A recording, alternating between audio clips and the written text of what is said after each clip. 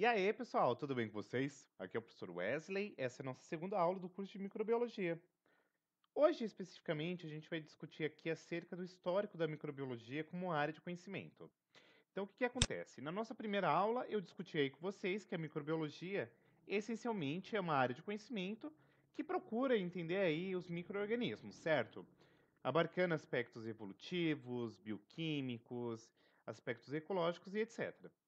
Só que a microbiologia ela foi construída ao longo de vários e sucessivos esforços, né, ao longo da história. Então, essencialmente, a gente vai discutir os principais achados aqui dentro do histórico aqui da microbiologia, tá bom? Vem comigo após a vinheta.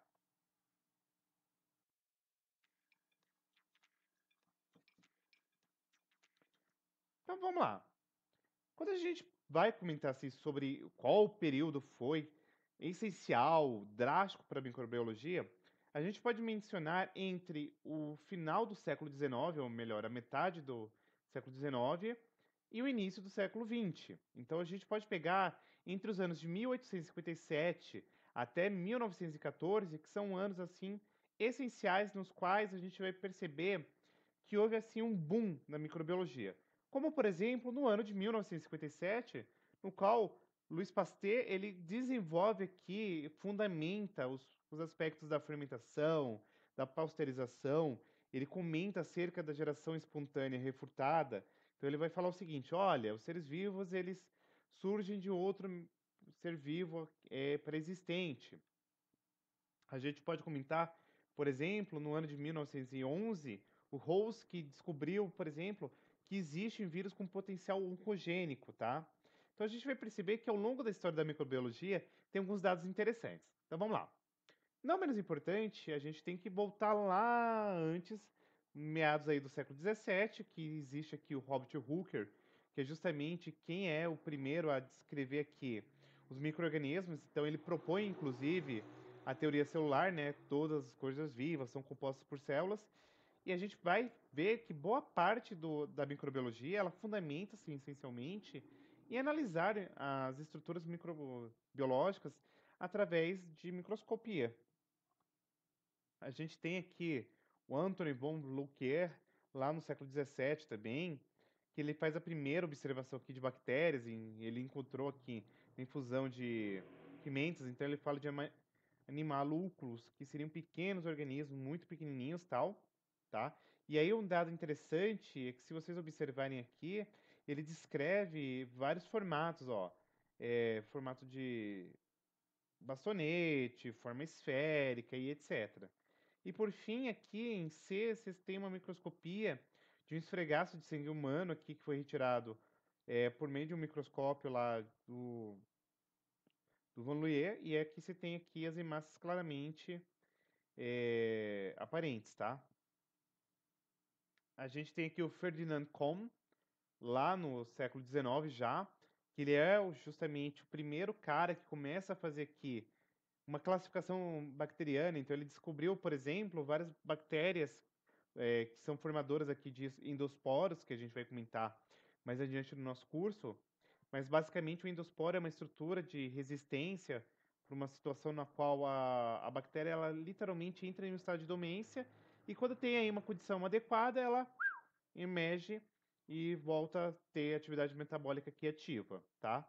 Não menos importante, o Ferdinand Kohn, ele também desenvolve aqui vários métodos de cultivo e ele é o pioneiro aqui na tentativa de fazer classificação bacteriana. Agora vem o grande rolê da aula. No século XIX ainda perdurava aquela ideia de geração espontânea, ou seja, será que o ser vivo ele surge de uma coisa inanimada? E além disso, a gente tem uma outra questão aqui muito interessante, que é o seguinte: o que será que causa as doenças infecciosas? E aqui entra em xeque dois caras que são protagonistas nessa história: o Louis Pasteur e o Robert Koch, tá? Então vamos lá. O que seria a biogênese e a abiogênese? A abiogênese fala que os seres vivos surgem de uma forma inanimada, então tem aqui alguns defensores, como por exemplo, começa com Aristóteles, aqui tem o Helmont e o John Needham, tá? que ele fala o seguinte, ó, o Aristóteles ele propunha que você pegasse uma camiseta suja, com alguns pedaços de grão de trigo, ia surgir ratos, tá? E aí, essencialmente, ele falava o seguinte, que a matéria bruta, ela meio que dava origem a um ser vivo aí pela força vital, tá? Isso aí seria a geração espontânea. No entanto, existe agora uma outra teoria, um outro reporte, perdão, que seria a biogênese, que é que ele tem o Spallanzani, o Francesco Redi e o Luiz Pasteur, que eles falam o seguinte: um ser vivo ele só pode surgir de um outro ser vivo pré-existente, tá? E aí a gente vai dar uma olhadinha que o Luiz Pasteur, no ano de 1864, ele demonstrou que os micro-organismos é, que estavam ali presentes no ar eram responsáveis aqui pela contaminação de matéria viva. E aí, como que foi feito esse experimento? Ó, ele pega a priori aqui um líquido não estéreo, beleza? E ele coloca aqui dentro de um gargalo alongado. E ele vai aquecendo isso aqui, tá? Esse líquido, ele é esterilizado por vários aquecimentos aqui intensos. E aí, consequentemente, posteriormente, esse líquido ele vai sendo lentamente resfriado, tá? E aí o que que observa? Que micro-organismos e poeiras ficam aqui aprisionados no gargalo e aí, consequentemente, esse líquido ele mantém-se aqui estéreo. Esse líquido, já vou dar um spoiler para vocês, era caldo de carne, tá? E aí ele fica lá estéreo indefinidamente. No entanto, acontece o seguinte: se eventualmente eu quebrasse esse frasco ou inclinasse ele, eu acabava fazendo com que as bactérias presentes no ar, por exemplo, poeira e etc., entrassem através desse gargalo e, consequentemente, esse líquido apodrecia. Ou seja, o que, que o Louis Pasteur trouxe com esse experimento aqui? Ele simplesmente falou que se você tivesse alguma coisa no ar, consequentemente isso poderia contaminar uma amostra biológica, tá?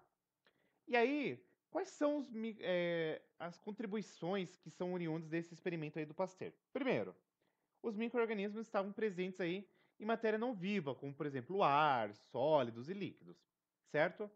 Além disso, um outro dado interessante é que nesse experimento no qual houve aqui um processo de aquecimento que a gente chama de pasteurização, havia-se a destruição dos micro-organismos, tá? E, consequentemente, o acesso desses micro-organismos aqui a caldos nutrientes poderia ser bloqueado através de técnicas que a gente chama de técnicas de asepsia. Sabe, provavelmente você já deve ter pego aí, por exemplo, uma caixinha de leite, tá lá, leite pasteurizado. Basicamente, é oriundo aqui desse experimento de Pasteur, tá bom? Outros dados interessantes sobre o Pasteur é que ele fez experimentos fermentativos, tá?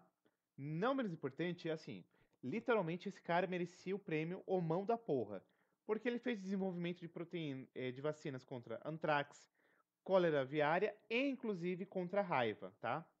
E aí, no ano de 1888, tem-se aqui a criação do Instituto Pasteur, que é um centro aqui para tratamento de raiva e de outras doenças infecciosas. Beleza? E agora eu queria discutir com vocês um detalhe interessante que é a teoria do germe da doença. O que seria isso aqui? Através da atividade de micro-organismo, havia-se algumas alterações físicas ou químicas em plantas e animais, e, consequentemente, isso daqui era aí o fator causador de doenças contagiosas. E aqui, o que, que seria a teoria do germe da doença? O Joseph Lister, no ano de 1860, ele começa a tratar ferimentos, por exemplo, de cirurgias, com fenol, que é um bactericida, ou seja, é uma substância com a atividade de matar bactérias. Então, o fenol, ele faz o quê? Mata a bactéria e, consequentemente, em decorrência da diminuição de bactérias, você tinha uma redução também na morte aqui de pacientes pós-cirúrgicos, tá? Além disso, em 1865, o Pasteur ele também descobre que a doença do bicho da seda era ocasionada aqui por um protozoário, o que corrobora com a ideia que micro-organismos podem ocasionar doenças. E agora, entra aqui em 1876 o Robert Koch. Já ouviram falar do bacilo de Koch? Koch, perdão. Olha eu falando errado, mil desculpas. O bacilo de Koch, que é o Mycobacterium tuberculosis, quem descobriu ele foi Robert Koch. E aí ele fala o seguinte, ele faz a primeira evidência clássica de que bactérias causam doenças. Então, o que que ele fez? Ele fez um isolamento do Bacillus anthracis, tá? Do sangue de bovinos, e ele fez uma série de vários experimentos utilizando vários animais de laboratório. E aí o Pro vai mostrar aqui para vocês o que que ele fez, ó. Ele colocou alguns postulados para tentar compreender o que que acontecia. Então, vamos lá, ó. Qual que é o primeiro postulado? O patógeno suspeito precisa estar presente em todos os casos da doença e ausentes em animais sadios. Como que acontece isso aqui, ó?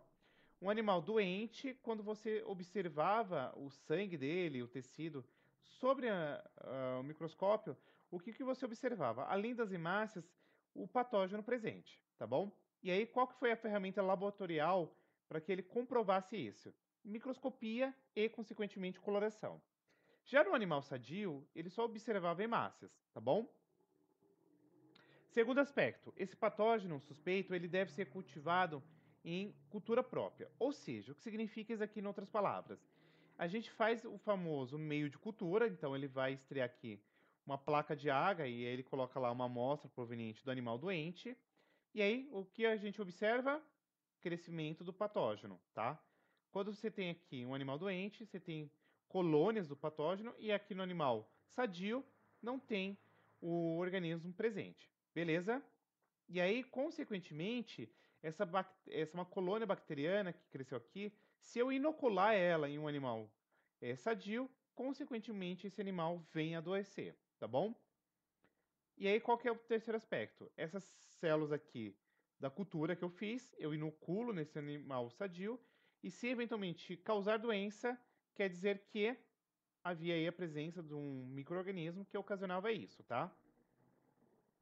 E aí, por fim, mas não menos importante, entra aqui o quarto aspecto. O patógeno suspeito deve ser reisolado de forma a demonstrar que era o mesmo lá da amostra original. Ou seja, vamos supor, eu inoculei aí um micro-organismo no animal sadio, ele veio a falecer, ficou doente, que seja, eu retiro uma amostra sanguínea, faço novamente aqui uma cultura laboratorial, faço novamente, por exemplo, uma observação microscópica, coloração, e aí eu vou perceber que se eventualmente for o mesmo micro-organismo inicial, isso corrobora com a ideia aqui do Koch, tá?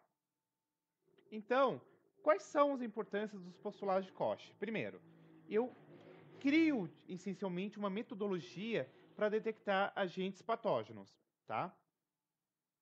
Não menos importante, eu tenho aqui a cultura laboratorial do agente infeccioso e, consequentemente, eu acabo por desenvolver métodos para obtenção de culturas aqui puras, ou seja, a gente vai ver mais adiante no curso que existem vários métodos para você fazer o crescimento de uma cultura bacteriana. Então, tem meios sólidos, líquidos, placas de Petri e etc. Tá bom? O Koch ainda sugeriu que as bactérias fossem consideradas como espécies ou variedades, tá?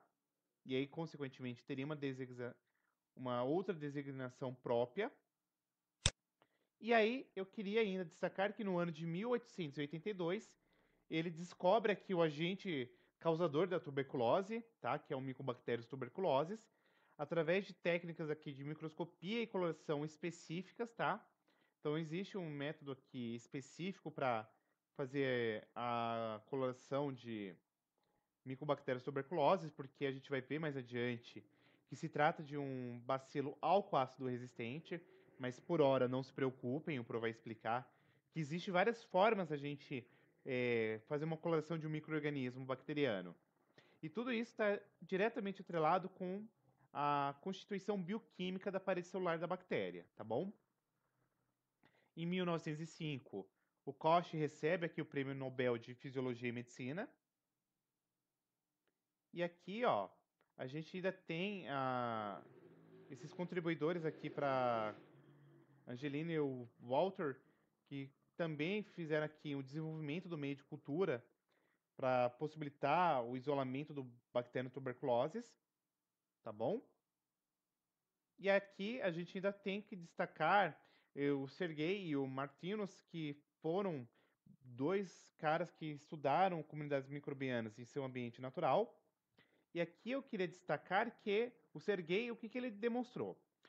Ele demonstrou bactérias quimiolitotróficas que podem ser disseminadas na natureza. A gente vai entender o que, que é uma bactéria quimiolitotrófica mais adiante, tá? E além disso, ele foi o primeiro a fazer o isolamento de uma bactéria anaeróbia fixadora de nitrogênio, que é o Clostridium pastorinomium. Pro, o que, que é uma bactéria anaeróbia? É uma bactéria que ela consegue sobreviver na ausência de gás oxigênio, tá bom? Aqui teve a coluna de Windrowski, e aí, quando for mais proveniente e adequado, eu vou conversar aqui com vocês sobre isso. E eu queria destacar aqui o Martinus, que ele foi um cara que desenvolveu técnicas de cultura de enriquecimento. Então, eles conseguiam, por exemplo, isolar bactérias de solo, bactérias fixadoras de nitrogênio, produtoras de ácido lático, algas verdes e etc. E além disso, ele consegue fazer a descrição do primeiro vírus, que é o vírus que causa aqui a famosa doença do tabaco, tá? E aí um detalhe interessante, eu até vou deixar aqui na descrição da videoaula, um histórico da virologia, que o Martinus ele falou o seguinte, ó, esse agente infeccioso, ele era menor do que uma bactéria e ele se incorporava às células aqui da planta hospedeira. O que nos traz aqui o aspecto que o vírus é um parasita intracelular obrigatório. Aqui eu tenho uma descrição que eu tirei do Microbiologia de Brock, que está falando aqui dos principais laureados com o Nobel, tá?